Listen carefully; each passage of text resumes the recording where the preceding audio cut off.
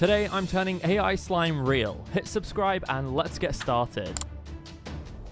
Okay, so this first one is kind of like a Stranger Things portal, and because I've been watching it, I kind of decided to lean into the Stranger Things theme. The first thing I wanted to make was the red slime in the middle. I'm just taking some clear slime and dyeing it red, and honestly, this was looking so pretty and kind of already giving Stranger Things. I'm going to use the red slime as kind of like the portal to the upside down, and so now that was done, I needed to make the black part. For this, I'm using some clear glue and adding some glycerin to it, and then going in with a ton of acrylic paint, because I want this to be really dark. I mixed that all together and then began to activate it. Again, I've said this before, but I swear it's my favorite tip, and it's to not activate the base of a cloud slime fully so that it's still sticky. So once this was somewhat activated and still a little bit tacky, I then went in with a ton of instant snow and then some water to activate the snow. And by doing this, it saves me a ton of time mixing this snow in, because the snow will now actually stick to the slime. I decided to make the outside part of cloud slime because I wanted it to be kind of thick and kind of substantial, and so I could easily mold it and shape it and add all of the like wormy things that the portals have in Stranger Things. I was so happy with how this turned out. The texture was so smooth and the color was actually perfect. And now the two main bases for the slime were done, it was time to start assembling. I got my dish out and I decided that I wanted the red slime to glow in the middle. So I placed it on the bottom of the container and spread it all about, and then placed in these little LED lights. Listen, maybe my standards are too high, but as I was pressing these in, I was just thinking, this looks bad. I feel like the lights weren't really making it glow and they were kind of the wrong color. So I removed them all and I moved on to plan B, which was to put this light in. I used this one in my slime fishbowl video and it worked really well. So to protect it from the slime, I wrapped it up in cling film and then placed it in the middle. Now what's different about this light is that it actually is color changing, so I can choose whatever color I want it to be, and it even has a little remote to control it with. I turned it on to start with, but then ended up changing it to the red light, and this looked so good. I'm going to turn it off for now though, as we assemble the rest of the slime, and we're now going back in with the black cloud slime. I rolled the slime into a sausage and then kind of made like an eye portal shape, and then all around the edges of the portal, I added a ton of like wiry wormy parts. I was actually really loving the way this looked already. I feel like the black and the red go together so well, and I just kept adding all of these little strings and strands to make it look as wormy and kind of as gross as possible. Now, I could have said we're done here, but I'm going to take it a step further because I want this to have a little bit of a crunch. So using some wax, I put it into a container and dyed it kind of a dark brown. The color of this isn't too important because I'm going to paint it anyway, but I just needed it to be darker, and basically use the wax to fill up any of the red parts between any of the tentacles. I mean, I'm saying tentacles, but I really don't know what they are. They're kind of like vines. I made sure that every single gap was filled in and then just cleared up some of the excess wax that I spilled. And as you can see, the wax has kind of set this browny gray color. So using some more acrylic black paint, I then just painted all of the wax to give it this really shiny, glossy black finish. And I feel like this was the part to me where it like really started to come together and was actually looking like a Stranger Things portal. I should probably know what these portals are called. Anyway, as you can see, I just went in and added a few more tentacles to the top of that, and it was now time for the grand light ceremony to light the center of this up.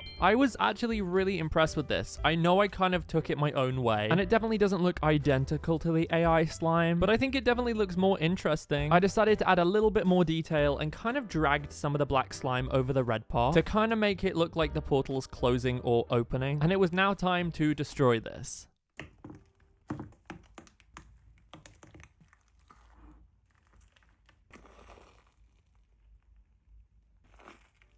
I can't lie, I was so surprised with how satisfying this was, and it really felt like the slime was alive because it was literally glowing. I feel like people really do need to make more slimes with lights in, because this was just so cool.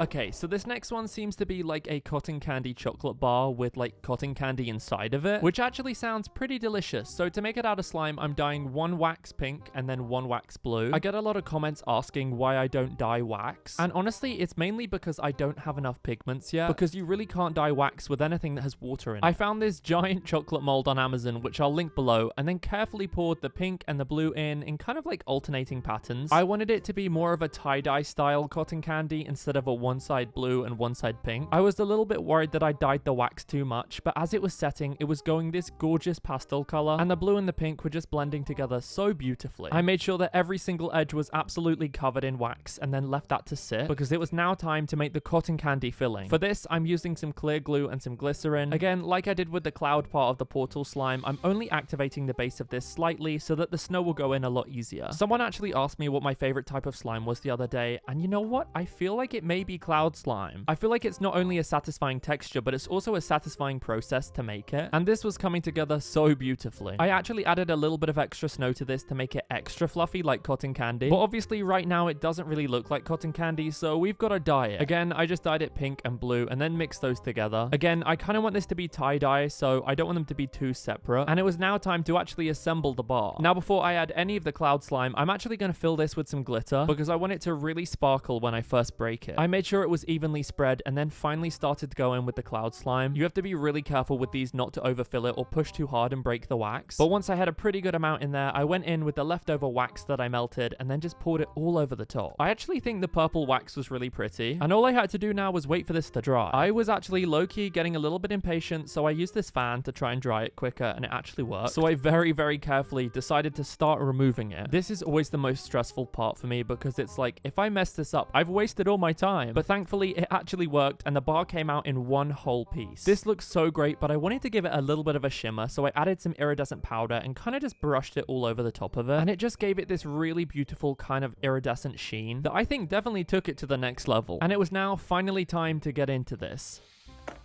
It was actually so gorgeous inside, and the glitter was so pretty. But I'll be quiet now so you can enjoy the ASMR.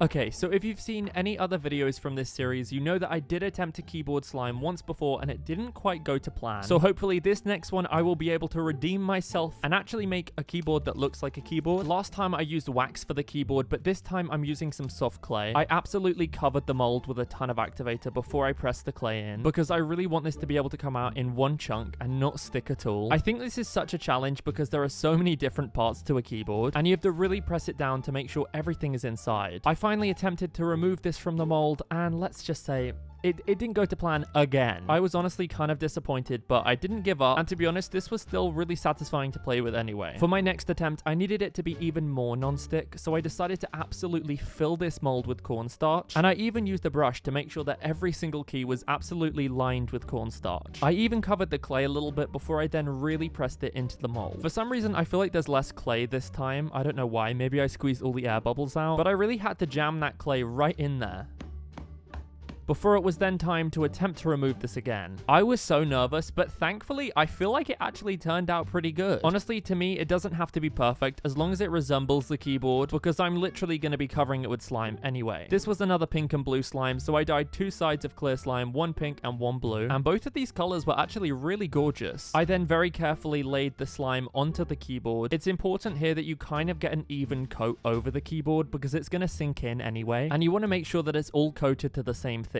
I let it sit for like 2 minutes to let the slime melt over it, and I feel like this is actually already so much better than the last one. I actually think having the keyboard as clay makes it work better because then it's actually squishy, and it definitely makes the keyboard look a lot more like it's just melting into the slime. Again, I love the pink and blue together. I feel like the color combination just goes together so well, and I was so happy that I feel like I've actually got this down. I just now need to do one where the keyboard is clear, so if you have any ideas, let me know. Unlike the one with wax, this could actually mix into a really soft texture. And at the end of it, I actually had a result that I wanted to play with because it literally felt like frosting.